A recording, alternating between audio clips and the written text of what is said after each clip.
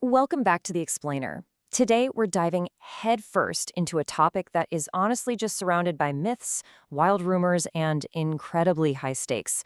We are unpacking the reality of navigating France's complex immigration system. Whether you're seeking a new opportunity, higher education, or basic safety, understanding the actual legal architecture of French migration is absolutely crucial. So we're going to break the whole thing down, step by step, so you can see exactly how this system really works. Right off the bat, let's ask the provocative question that is quietly circulating in communities all over the world.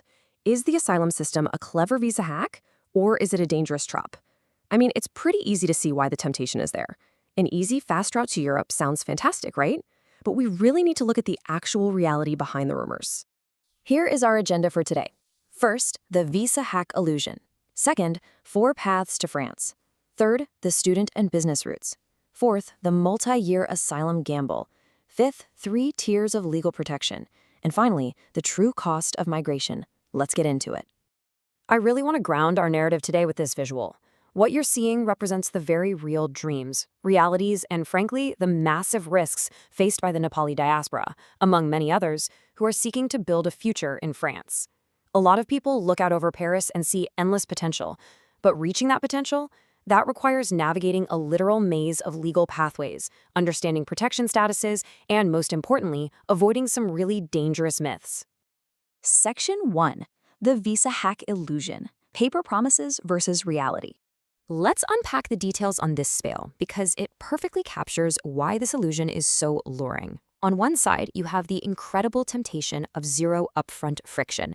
You don't need to be enrolled in a university, you don't need academic records, nobody's asking for proof of a hefty bank balance, and there are absolutely zero tuition fees. Sounds great, right? And weighed against that, on the other side of the scale, is immediate state support. The government provides accommodation, they give you a monthly added stipend for basic living costs, plus healthcare and social support while your application is processed. So, viewed purely through this lens, the asylum shortcut undeniably looks like the smartest deal on paper. Section 2. 4 paths to France. Mapping your choices. Okay, let's really dive into this framework. There are essentially 4 distinct legal pathways that completely define your trajectory in France. Up top, in red, is the high-risk asylum route. This is driven by claims of persecution, and it bounces wildly between high reward and high risk. Right below that, this golden bridge is the student visa. This is a steady, dignified path driven by education. Then you have the business or talent passport. That's the elite track driven by capital and enterprise. And finally, at the very bottom, that dotted line, that represents the tourist visa, a temporary visit driven by leisure that, unfortunately, often ends up becoming a fading trap. Let's break those paths down objectively. Look at the extreme risk associated with the tourist and asylum routes here. A tourist overstay has very low upfront friction, sure, but it has literally zero long-term payout and an extreme risk of ruin. You face a permanent ban and end up living in constant fear. Now, the asylum route also has low upfront friction and a variable payout, but again, there is an extreme risk of deportation. Now, contrast that with the student and business paths. Yes, the upfront friction is high, sometimes extreme. You're paying tuition, showing bank proofs, or making major investments. But the long-term payout is incredibly high, and the risk of ruin is low. You are building on a rock-solid legal foundation. Section 3. The student and business routes. Investment and reward. Follow the student trajectory with me for a second. Year 1, it is tough. You have super high upfront friction. You need university admission, proof of funds, you're covering your own living costs, and you are strictly limited to part-time work.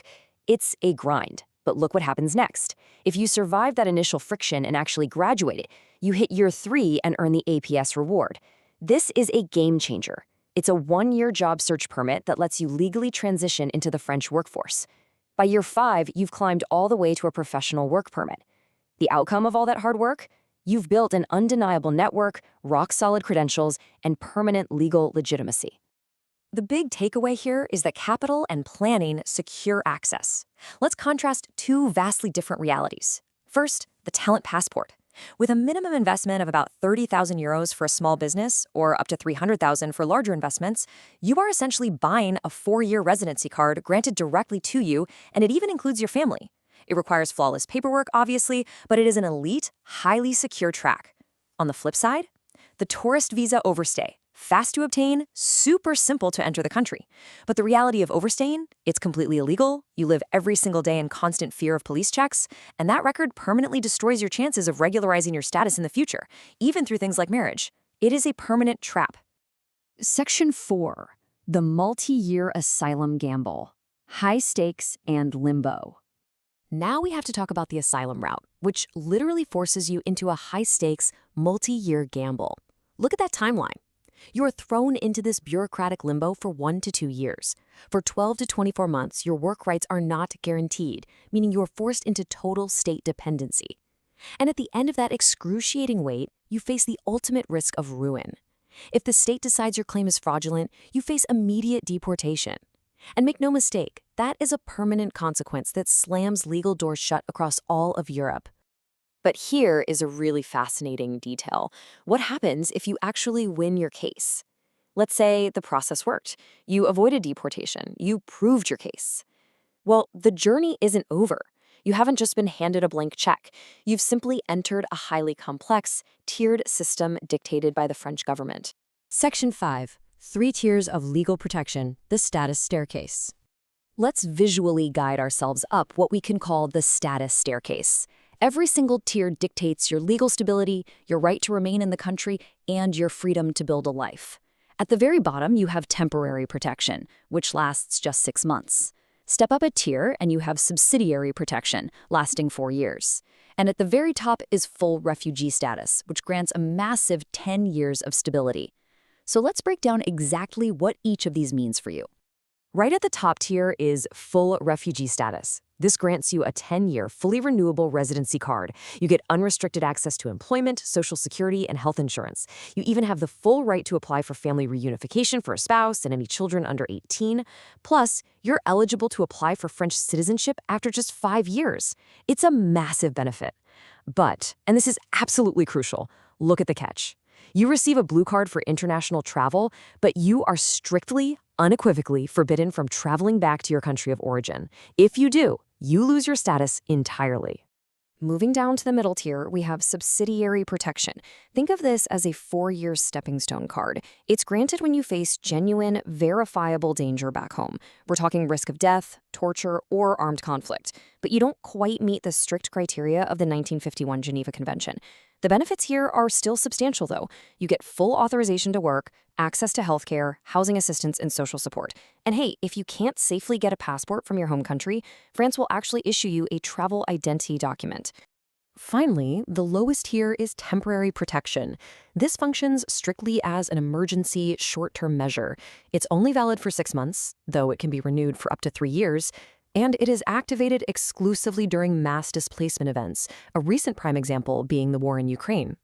While it is incredibly short-term, it still provides immediate work rights, those government stipends for food and housing, and full medical access. Now, I really want to make sure you take away this essential point. Despite the incredibly complex tiers we just walked through, France provides a baseline of humanity.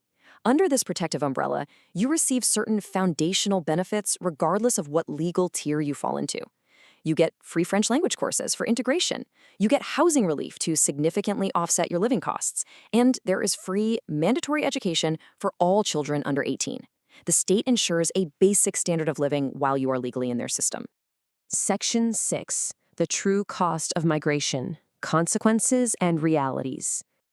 Treating the asylum system as a visa hack destroys real futures. I know the asylum path looks incredibly appealing at first glance, and I want to be super clear here. For genuine cases of persecution, this system is a vital, literal, life-saving mechanism. But precisely because it's life-saving, France's system is deeply thorough and highly scrutinized.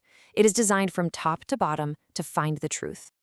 I'm going to read this stark warning directly because this is exactly why this explainer matters so much today.